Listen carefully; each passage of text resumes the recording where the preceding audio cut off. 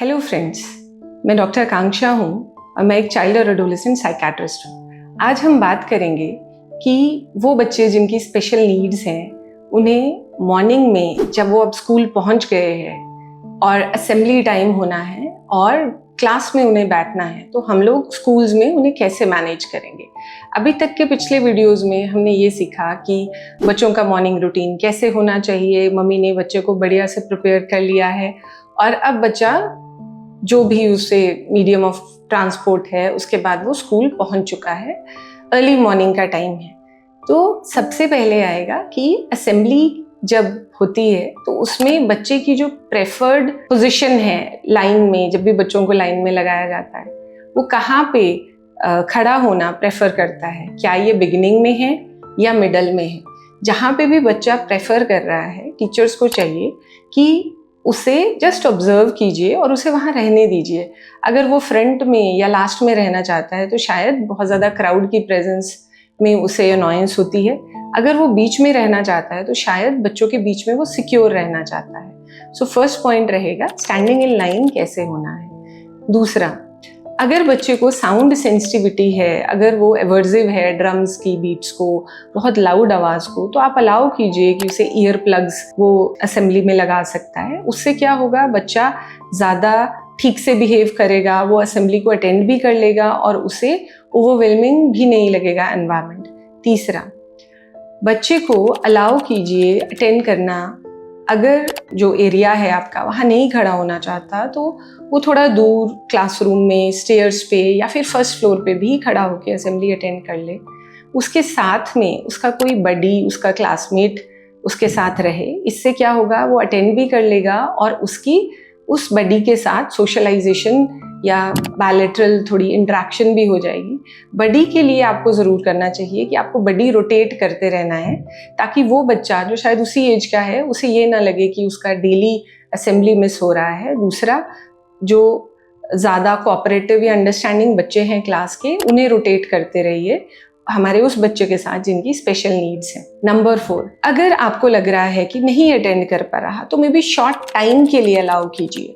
Short time attendance से क्या होगा, एक तो उसे रूटीन बनेगा, दूसरा भले ही उसके लिए थोड़ा सा डिस्टर्बिंग एनवायरनमेंट हो बट धीरे धीरे उसके लिए सेंसिटाइज होगा। 5th point, visual scheduling. आप बच्चे को सिखा सकते हो, घर में पेरेंट्स भी सिखा सकते हैं, टीचर्स भी सिखा सकते हैं कि जब भी आप सुबह मॉर्निंग असेंबली में आना है तो आपको एक लाइन फॉलो करनी है, फिर वहाँ पे हम खड़े होंगे, फिर प्रेयर होगी, उसके बाद हम लोग वापस आएंगे। अगर इन सब के बाद भी बच्चा किसी दिन ठीक मूड में नहीं है या किसी दिन वो परेशान है तो उसे अलाउ कीजिए कि वो स्टाफ के साथ जो डिस्प्ले बोर्ड है या बुलेटिन बोर्ड है वहाँ पे आपके नोटिस लगाने में टीचर को हेल्प करे जब प्रेयर हो रही है। इससे फ़ायदा क्या होता है कि बच्चे को ये दिखता है कि मैं भी कोई मीनिंगफुल एक्टिविटी में एंगेज हो रहा हूँ। 6th पॉइंट, डिस्पर्सल कैसे करना है, कैसे बच्चा क्लास तक जाएगा। उसके लिए बहुत ज़रूरी है उन बच्चों के लिए, खासकर जिनकी ऑडिटरी या विजुअल सेंसिटिविटी है, कि एक तो लाइन में बच्चे क्लास में जाएं, क्योंकि उस टाइम पे बच्चे जैसे ही क्लासरूम के पास जाते हैं तो बहुत जल्दी होती है सीट पे बैठने की, जल्दी होती है दौड़ के जाने की। तो कोई क्लास का मॉनिटर हो जो इंश्योर करे डिसिप्लिन कि बच्चे लाइन में ही बिना दौड़े, बिना बहुत ज़्यादा बात किए अपनी अपनी सीट पे चले। हमारा बच्चा जिसकी स्पेशल नीड्स है उसकी जो चेयर है उसके अराउंड हमें कोई विजुअल क्यू या कोई बोर्ड लगा सकते हैं जिससे उसे आइडेंटिफिकेशन हो कि मेरे बैठने की जगह कहाँ पे है।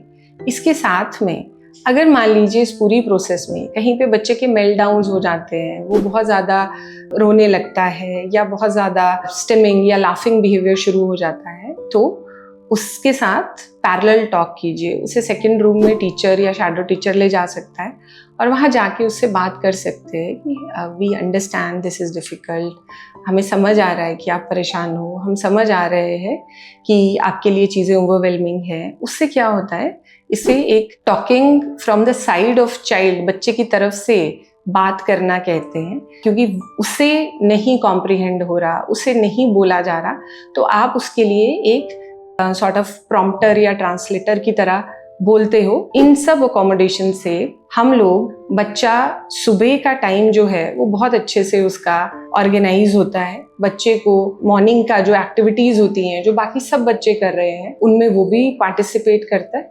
तो इन सब अकोमोडेशन से मॉर्निंग के टाइम में एक तो बच्चा वो सब एक्टिविटीज कर रहा है जो बाकी सब बच्चे कर रहे हैं, दूसरा जो हमारा क्रक्स है या जो हमारा मेन गोल है इंक्लूसिव एजुकेशन का, हम उसे अचीव कर पाते हैं।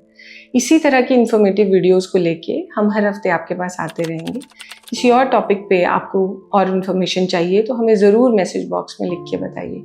मिलती हूँ मैं आपसे अपने अगले वीडियो में, तब तक अपना और अपनी फैमिली का ख्याल रखिए। Thank you.